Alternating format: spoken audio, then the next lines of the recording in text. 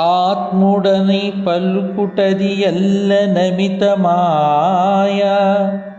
ఆత్ముడనగను ఎట్టిదో అదియు తెల్పు. నల్ల నెర్రన తెల్లనో నయముగాను కల్పనాతీత యోగాత్మ కేవలాత్మ. ఆత్ముడని పల్కుటది ఎల్ల నమితమాయ. ఆత్ముడనగను ఎట్టిదో అదియు తెల్పు. నల్ల నెర్రన తెల్లను నయముగాను కల్పనాతీత యోగాత్మ కేవలాత్మ. జై నిజ గురుభ్యో నమః. శ్రీ బాలరామ పండిత స్వాముల వారిచే విరచితమైన కేవలాత్మ శతకం 24వ పద్యం. ప్రాప్తమున్నట్లయితే ఫలము తప్పదని, అలానే పుణ్యమున్నట్లయితే ముక్తి తప్పదు అని, దానికి కావలసినది సజ్జన సంఘాన్ని పునాది అని తెలియజేసినటువంటి బాలరామ పండితులు ఈ పద్యం, ఈ 24వ గీత పద్యం నుండి ఏదైతే అందక ఆడిస్తూ ఉన్నదో దానిని గురించి తెలియజేయబోతూ ఉన్నారు. ఆత్మ అందరూ కూడా ఈ ఆత్మ సాక్షాత్కారము అనే దాని మీదనే వివిధ సిద్ధాంతముల వారు ఎన్నో తెలియజేశారు. అయితే పెద్ద చిక్కుముడి ఇక్కడే ఉన్నది. ఈ ఆత్మ అనే చిక్కుముడి వీడినట్లయితే ఇక ఏమీ లేదు, ఉన్నది. ఎలా అంటే, ఆత్ముడని పల్కుటది ఎల్ల నమితమాయా. ఆత్ముడు లేక ఆత్మ అని పలికేటువంటిది ఏదైతే ఉన్నదో అది అమితమైనటువంటి మాయ, మిక్కుటమైన మాయ. ఇంతకీ ఆత్మ అంటే ఏంటి? జీవుడని లేక ఈశ్వరుడని, తాను అని ఇలా ఉన్నది. ఆ ఆత్మ అనే దానికి రూపాంతరమే ఈ ఆత్ముడు అనేది. ఎలా అంటే, నన్ను నడిపిస్తూ నన్ను కదిలిస్తూ నేనే అయ్యి, నేను దేనికోసమైతే వెంపర్లాడుతూ ఉన్నానో అది ఆత్మ. అది మరేమిటో కాదు, మరి ఎక్కడో లేదు. అది అందున ఆత్మ సాక్షాత్కారము అనబడేటువంటిది మనం గురుదేవులు మనకు ప్రసాదించినటువంటి దీక్షలో తారక సిద్ధి కలిగినట్లయితే, తన్ను తాను ఎరిగినట్లయితే, ఎరుగుతూ ఉన్నదేదో ఎరగబడుతూ ఉన్నదేదో అది ఆత్మ. అది అమితమైనటువంటి మాయ, ఆ పలుకు మాయ. ఆత్మ అనేటువంటి పలుకు ఉన్నదే అది మాయ.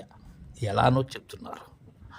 ఆత్ముడనగను ఎట్టిదో అదియు తెల్పు. మనల్ని అడుగుతున్నారు బాలరామ పండితులు వారు. ఆత్ముడు అంటే అది ఎలాంటిదో అది తెలుపు. సాధ్యం కాదు. కారణం ఏంటంటే, అది ఎక్కడో పరాగా ఉన్నట్లయితే దానిని నేను ప్రత్యక్షం చేసుకోగలను. దాన్ని ఎక్కడ సాక్షాత్కరించుకోవాలి? నాలో నేనే. అది పరాగా లేదు, నేనే అయి ఉన్నానది. ఈ చైతన్యమే అది.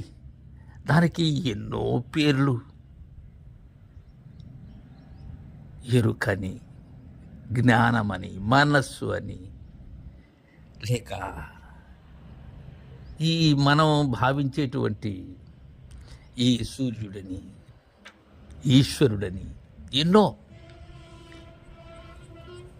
అది తెలపమని మనల్ని అడుగుతూ ఏమంటున్నారంటే బలరామ పండితులు, నల్ల నెర్రన తెల్లనో నయముగాను. ఎలా చెప్పాలి? అది పద్ధతిగా చెప్పాలి. అది నలుపా, ఎరుపా, తెలుపా అనే విషయం అందంగా చెప్పాలి, అందుకునేటట్లుగా చెప్పాలి. ఏమంటున్నారు? నల్ల నెర్రన తెల్లను అంటున్నారు.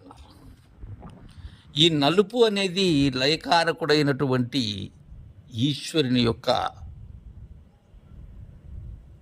విధం. ఎరుపు ఏమై ఉండాలి?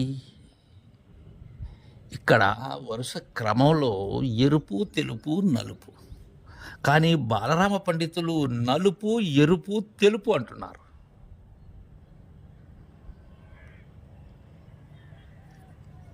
ఈ ఎరుపు అనేది బ్రహ్మకు సంకేతం, తెలుపు అనేది విష్ణుకు సంకేతం. కానీ ఇక్కడ అటు ఇటు అయ్యింది. కారణం ఏంటంటే, ఏదైనా సరే ఈ వర్ణములు, ఈ నేత్ర కమలంలో ఉన్న వర్ణములు ఏవైతే ఉన్నావో ఇవి బ్రహ్మ, విష్ణు, మహేశ్వరులకు సంకేతాలు. అయితే ఏమంటున్నారు ఇక్కడ? అది నలుపైనటువంటి ఈశ్వరుడా, లేక ఎరుపైనటువంటి బ్రహ్మమా, తెలుపైనటువంటి విష్ణువా? అది ఏదో నాకు చెప్పు అంటున్నారు. ఏం చెప్పాలి దీనికి సమాధానం? అవి మూడు ఆత్మే.